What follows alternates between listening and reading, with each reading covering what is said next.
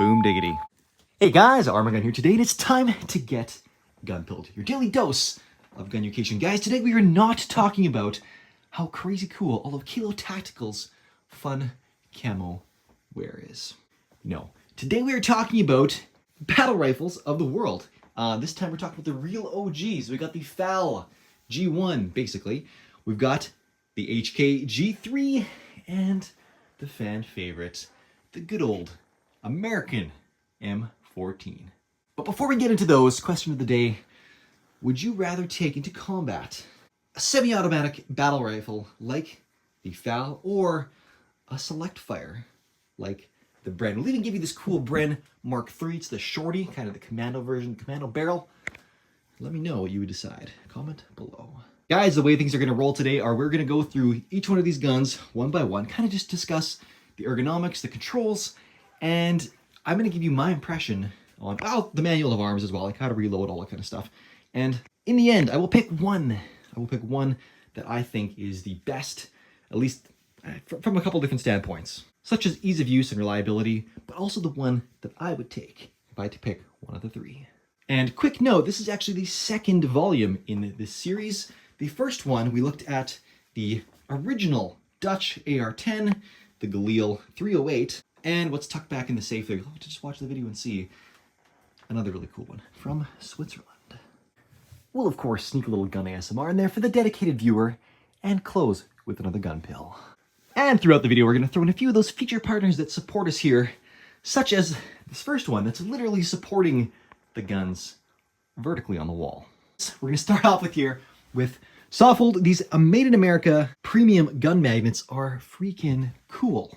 I will admit, when things pop into my inbox, I pretty much always trash them because they're usually trash. This, however, really interested me.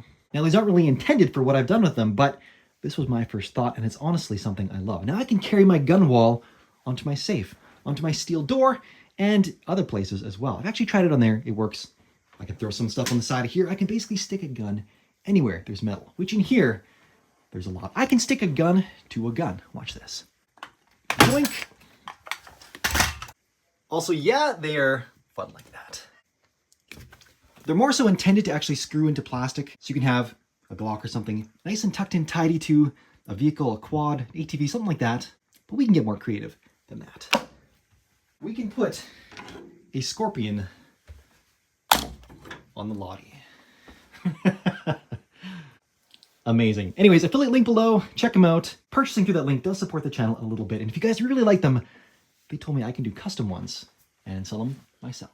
Guys, holy cow, I'm back. It's been a minute, and I've changed flannels because this is actually like 2.5 weeks after I filmed the other stuff, because after 2.5 years, the Rona finally caught up to me and dealt me a bit of a doozy. Actually, it wasn't that bad, but my voice was kind of garbly for a while, and rather than sounding like a dying frog in these videos, I figured I'd wait it out and get back to the good old Grantham-esque voice. You guys keep saying I sound like Grantham. You know what? Maybe he sounds like me. Or you know what? Who cares? Anyways, let's get into this. I gotta find out where I cleaned up in here, if you haven't noticed. Well, I did, and then I got kind of messy again. But I digress. We still got the G3 sitting there. The M14 is the trusty steed standing at the ready on the wall. Our FAL has migrated a little ways, so we'll pluck that from its nice spot here in the Dasco. A new AR-10 has actually joined us in the interim. That guy's really nice. A first look, you guys are seeing it first here. It's suitable because it's a battle rifle. It's even got a bipod, so it's kind of the LMG of the OG AR-10s. Pretty cool. What else? What else is new? We've got a G3. Actually, it's not a G3. It's a G3 on steroids. Belt-fed boy HK21. Pretty stoked for that. Also new. My lack of balance apparently. HK33. That guy will be coming up soon. We did change some things over here as well. Some different guns. SOFOLDs are still at it. We got the VZ58 up there, the Draco at home, the Galil 308, the winner of the previous. Actually, never mind. You just go watch it and see what you think for yourself. Anyways, that's as much as you get for a reunion, I guess, for me being back. Because you didn't even know I was gone, other than the fact that I just didn't post for like 2 weeks. But anyways, here we go. Kicking things off with, this is a Portuguese contract. It's basically German pattern, but this is indeed a very beautiful Portuguese. Look at that crest. Beautiful. All right, guys, here she is, the FN FAL what a beautiful, beautiful rifle. Guys, this thing is otherwise known as the right arm of the free world, and man, it has done some pretty incredible things across the world, and over the years, it's often even found itself on both sides of major conflicts. So, Falklands Wars, anyone? So these are produced in Belgium, basically after World War II, and Belgium picked itself off the floor. Those poor guys. And it got back into arms development. They picked up where they left off with the FN-49, which was actually a really awesome rifle and probably would have given the Garand, or Garand, a run for its money had it really been dialed in before the start of the war. But given how fast the Germans conquered them, probably not the worst thing that they didn't, because then the Germans would have been running around with those instead of, well, those. Anyways, they dialed that thing in a little bit more, and then shortly after, they dialed in this. Fun fact, Canada, in 1954, I think something like that, was the first country to adopt the FN-FAL as its primary fighting rifle. And Germany followed suit shortly after, adopting this as the G1. However, they wanted to produce it at home, and Belgium wasn't super fond of that, given the fact that Germany had invaded them twice in the last few decades. So they said no, so German said, suck a fat one, in German, of course, and went over and produced that little guy over there. Voila! The G3. Yes, it is that gun, from that family of guns anyways. We again are also, this one has a small problem with it, but we're going to be addressing that before too long. But it's just still an awesome, awesome battle rifle. And the fun story behind this guy is, so after World War II, the engineers at Mauser, they knew a thing or two. They were busy developing, well, they'd just been recently developing the STG-44, STG-45, those types of things. They took their knowledge and pieced out of Germany. They went to, well, Spain. And they kind of worked with SETME to develop Spain's new rifle. So they went through the SETME ABC, and then once they learned their ABCs, they hauled Wiener Schnitzel back to Germany, founded HK, and started cranking out these things. Fun fact, Rheinmetall also produced these for a little while. They were known as not being as good, and eventually HK just started making them all. Nice, predictable, good military trigger. Meanwhile, a hop, skip, and a jump across the pond, the Americans were so high on their horse that they had to make the Garand. They couldn't drop the Garand. They had to put a mag in it, make it mag fed, do something, but the Garand couldn't die. And thus, we have this. Even though the FAL, even though the primitive version of that stared them in the face, they still had to go with this. And thank goodness they did, because this is beautiful. This is such a satisfying firearm. And yes, I'm still looking for the replacement properly for that. But man, what a gorgeous rifle. What a great trigger. Oh, amazing. And you can tune the crap out of them. They make awesome marksman's rifles, just not very good from what I've seen. I haven't shot one of these full auto yet, but I've heard that they rock your world. Even more so than the other two, and I can't imagine this grip angle does you any favors. Anyways, eventually they got tired of beating a dead horse, and they went to... Damn it. This is what happens when I clean up. I put my guns that I want for reference away. They came out with this little guy. The M16, which started life as an AR-15, and this was the sporter version, the SP1 Colt. But it didn't start as a Colt, it started as an Armalite. Anyways, I heard a really interesting argument recently, courtesy of Larry Vickers and Ian McCullum. It was an interview they did together. I'm not sure if it was Larry or Ian, but one of them theorized that had the USA gone ahead and adopted the T-48, which was the designation of the FAL at the time, at least insofar as their standards when they were, testing these things, trying to decide which direction they wanted to go. Anyways, they theorized that had they picked this, they, like many others, would have realized that they actually had a good rifle in their hands and might not have immediately been looking for a substitute. And that might not have been what USA needed to go with the M16, which, knowing how iconic that gun is in America today, man, that would have been quite the historic turn of events. Because again, a lot of countries held on to their venerable battle rifles for quite some time. And it really wasn't until the Americans led the charge with the 5.56 intermediate caliber assault rifles that they really started to look at putting these guys out to pasture, or at least in the hands of DMR, something where you're really going to take advantage of that 308 round. Another strategy that was commonly employed was to relegate the weary battle rifles to the home guard and basically replace the standing army with the new assault rifle variants. All right, so now let's start going through these firearms control by control and just kind of give you a feel for their handling characteristics and how to operate them and how they differ from one another. So the FAL, nice little left side charging handle right there, not reciprocating, awesome spot, really easy to get. Even with the rifle shouldered, it's just right there, handy, right in your workspace. So that's nice. Now the G3, kind of the same. You also have a left side charging, which is nice for the right-hander. This guy up here is a little harder to get at, and this one has a shorter nub on it. Now, due to the fact that this is roller delayed locking system, there's a lot of pressure in there. And you actually have to, the reason this levers out is to give you leverage to initially open this little carry right here. So you gotta give a little more juice in there, and that popped it open just a hair. Now, with the rollers disengaged from inside the receiver there, the trunnion, you can go ahead and pull this out, lock it up. That's the little notch right in there where you get the good old-fashioned HK slap. Anyways, while the charging handle is technically non-reciprocating, it's not attached to the bolt, it does still basically, well, the bolt doesn't lock back on its own, so you need to have the charging handle lock back in order to have it lock back.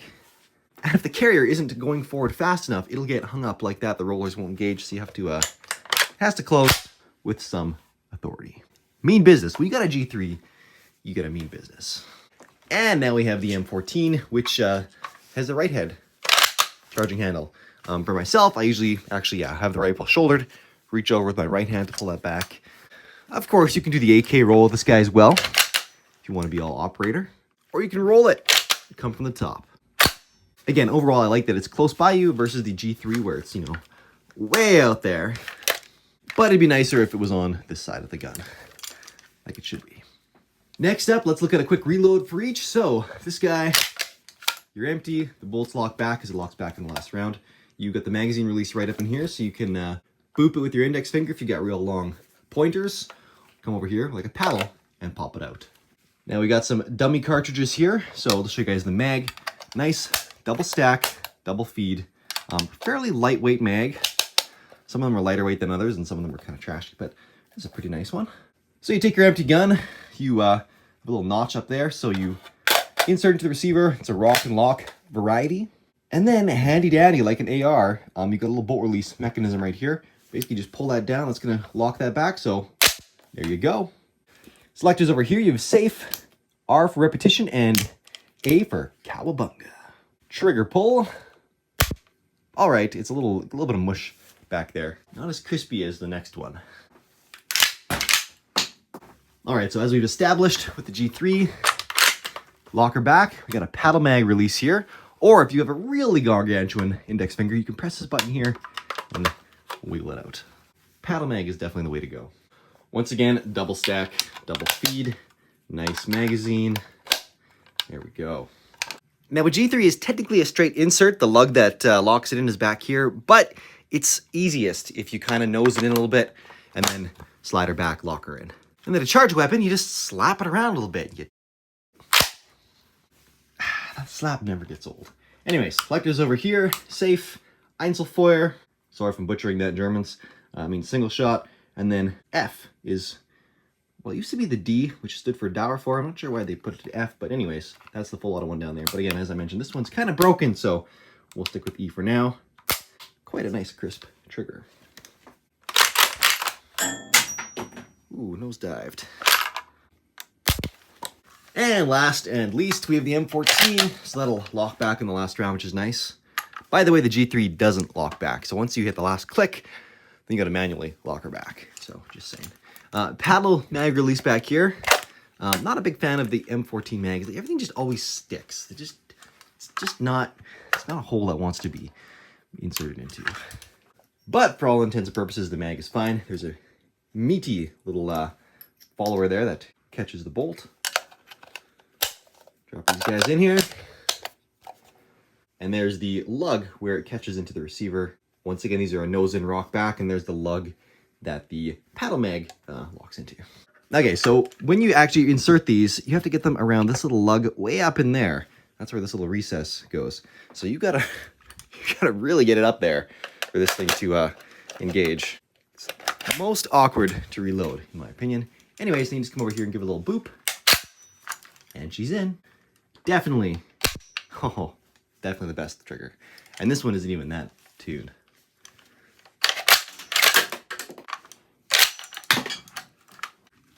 Now, using these things practically, sight picture-wise, there's your rear sight, there's your front sight. All these guns have really long sight radiuses. They're meant to be, practically speaking, very accurate using iron sights. So a little aperture back here, and front post. So that's more or less what you're looking at. G3, more or less same thing, except instead of having a little slidey guy, you've got a spinning guy. You've got a diopter here. So you can roll that around. Open is kind of nice, as it gives you just more of a sight picture. It's easier to pick up this guy than trying to look through one of these little tiny holes. And then, yeah, in the front, you got a nice, really big loop with a nice, fairly crisp front sight post. So, there you go. Now, the M14, you have the longest sight radius of all. This guy's an extra couple inches longer. And we've got a little guy that comes right out at you. You spin that and woo! I always thought these sights are so fun. But you have a nice little aperture back there, and you line that up way out there. And these can be very precise. Squared off front sight post, that's what you got. All right, so now this is especially fun. We get to take a look at all three rifles side by side and talk about their comparative results a little bit more here. So the FAL honestly feels the lightest and the handiest, and it's because it's less bulky up front. More of the weight is towards the rear. It's got a wood stock. It's actually got the recoil assembly inside the stock. A little bit more weight there. The G3, on the other hand, polymer stock. The recoil system is not there at all, and it's a little chunkier up front. And you feel that when you feel like you're running around with a little bit more of a chonky stick, you know.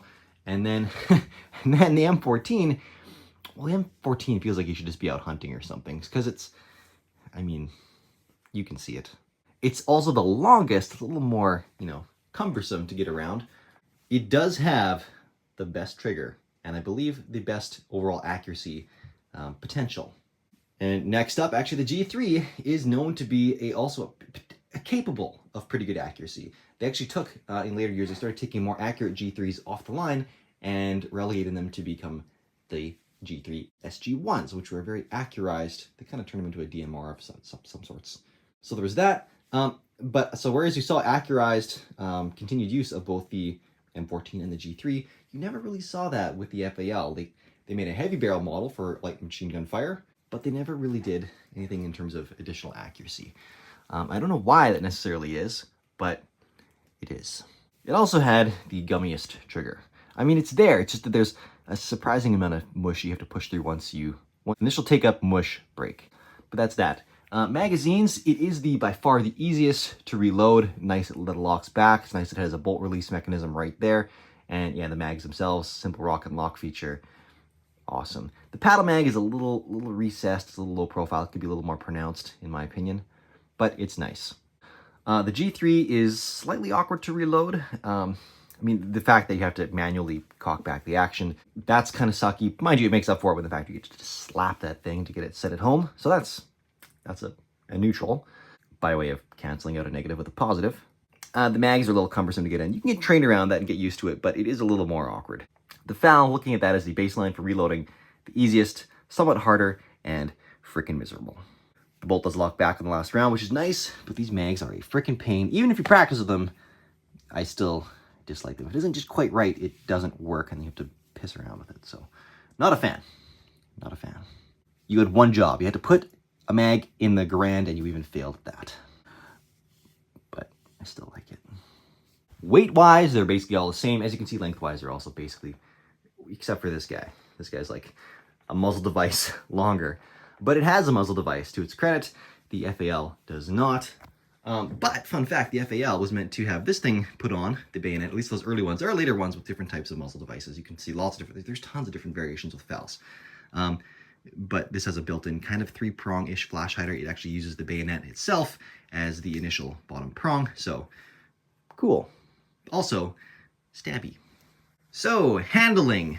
The FAL is the best. Reloading. The FAL is the best. Trigger. And overall accuracy potential, we'll give that one to the M14 with half points to the G3.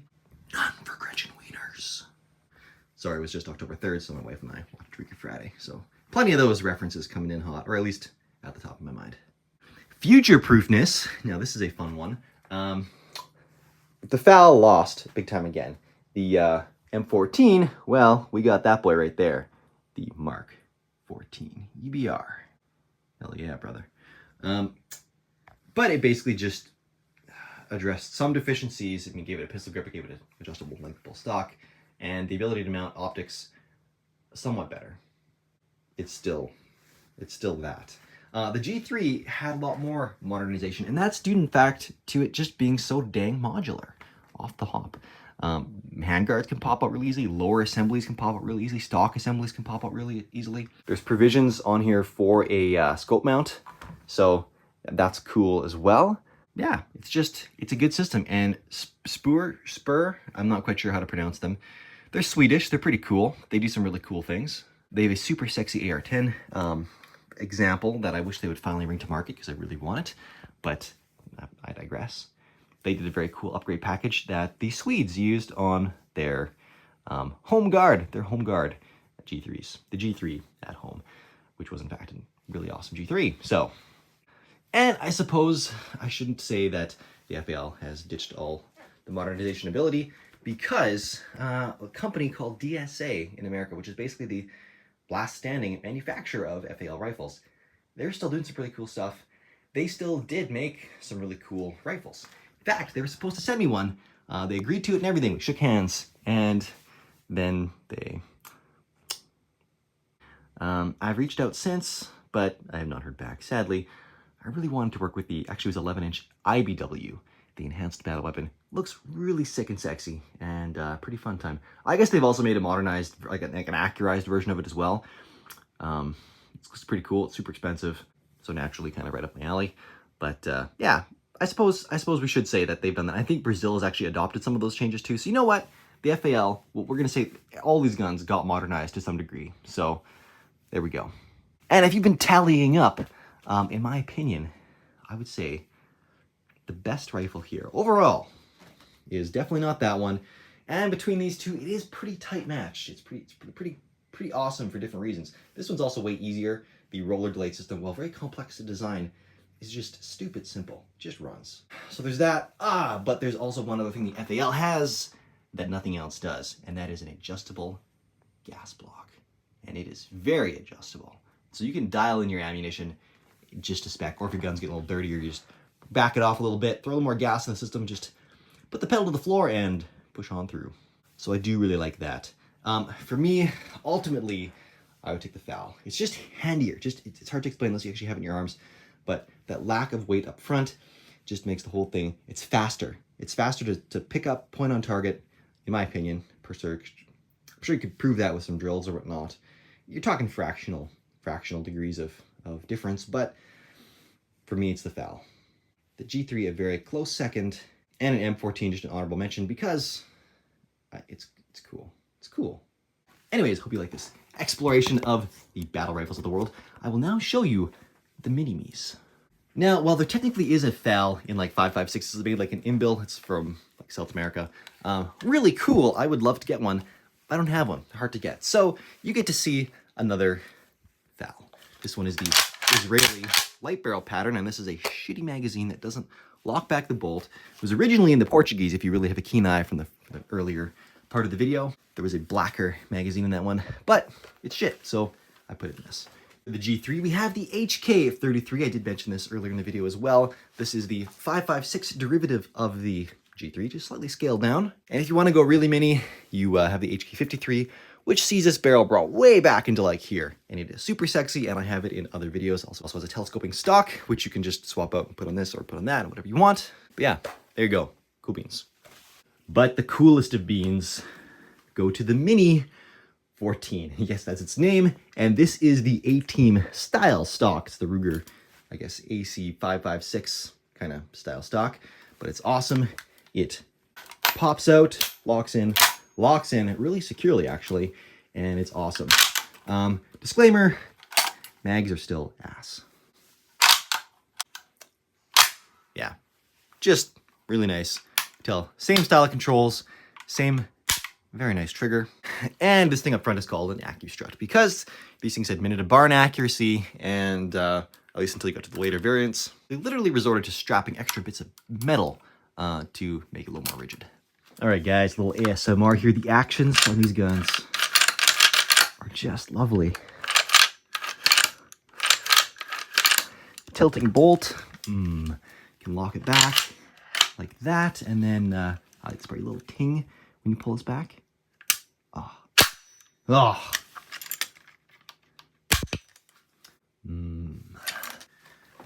Now, the G3 isn't quite as satisfying. It's not quite as smooth, but a little more raspy, stamped steel feel, but you've always got this. There ain't nothing like it. Going from E to S is kind of satisfying. You know, there's some nice clicks in there too. Otherwise, the G3 is not a very satisfying ASMR rifle. But the FAL, now we're talking. Let's pop this guy. Oh, this one actually is a little, yeah. Kerthunk. Most satisfying reload with this guy, but the tilting bolt action. Oh yeah.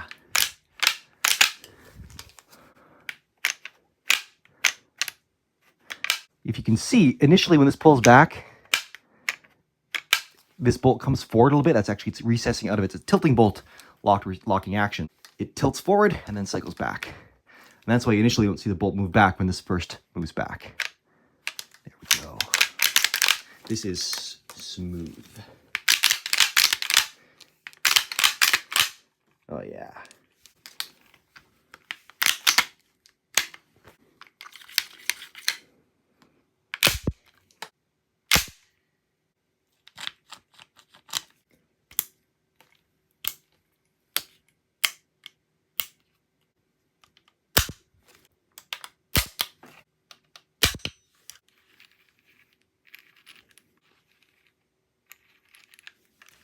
Guys, quick feature partner, Goat Guns. Check this thing out. This is a 1911 removable magazine that actually works with the magazine release. Actual little rounds in there. And check out the functionality of this 1911. Because I love 1911s. You can lock back the slide. You can drop that slide to your heart's content without worrying about damaging a real one. Some guys are all about that. Actually, the trigger doesn't work unless you press. The grip safety, this thing is cool. And it actually chambers rounds. Pew! All right, guys, it's GunPill time. Today's GunPill No.7. Size matters, but there are more important things, such as being able to use it effectively. And I feel like that ties well into today's topic. Battle rifles, chambered in 7.62 freaking NATO. That is a hot and heavy round, and as a result, many countries that fielded these things in their military actually disabled full auto fire. Okay, that was more true of the FALs. Maybe the Commonwealth were just a bunch of pansies, but Commonwealth actually basically were the ones that they adopted the FAL across all the colonies. Other countries, a bunch of countries adopted these as well. These were more likely to be seen in full auto, or with that capability maintained. But even these guys here, this is not a civilian neutering aspect. Militaries use this. This was actually used by Israel, as you can tell by this little circle that was on there. That's how they identify those. This is a selector delete that they put in there.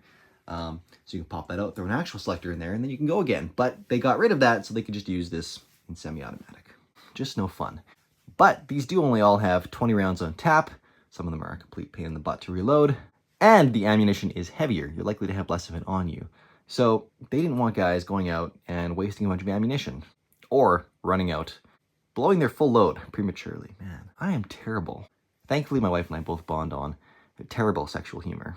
But anyways, the 7.62 NATO round does have great penetrating power, great distance, great range. So using it, all of these as more of a DMR, semi-automatic rifle, allowed them to be used best. And even in modern rifles, where you'll have, intermediate assault rifle kind of guns, select fire, intermediate cartridge, when you use those in full auto, generally it's going to be bursts, but some of them can be very controllable, even in full auto. But there's a time and a place. And again, this goes it's directly applicable to people that want to have for self-defense, especially handguns. You don't need to have a 44 Magnum revolver. So no, if you train lots, you can shoot it. Hey, power to you. But if not, and you want something that in a quick pinch you can use, don't overlook 38 Special or 380 or 9mm, whatever you're feeling up to. Just make sure it's something you can use well, because you can get multiple shots on target. Way more important than a badly placed heavier shot. All right, guys, last thing for you guys here today is back to the question of the day. Would you rather have a battle rifle, like we've seen here today, in semi-automatic only, 308, so one of the three, or this guy? And we can go both ways. We can do the select fire thing. So this thing, man, this thing is so freaking cool. And so smooth, sleek, kerchunk. We got the offset sights. This is a Mark III, so we got the Mark I lightning cuts, extra milling, all that good stuff. But the Mark III shorty barrel, guys, with this little commando handle up here, I think I would take this. Brands are known for being quite accurate as well. You got select fire, you get semi-automatic. You can do that if you want to. So I think I get behind this. 29 rounder up top, wink YouTube. Yeah, I could do this thing. Definitely do some room clearing, just like run in. Man, that'd be a good time. Shout out to Brendan with the FAMEAs. You know who you are. Major thanks to a dude for helping another dude realize a dream. Anyways, that'll do it for the day. Let's check in with the puppers. And, oh yeah, see, there they are. Just pooched. All right, there's Argo. Argy Bear, where's Rora? Look at you, my girl. Give me some side eye. You're so cute. Oh. Oh. Hi, bud. Just the cutest. There we go. And that concludes today's program. See you in the next one. Arm&Gun out. Boom diggity.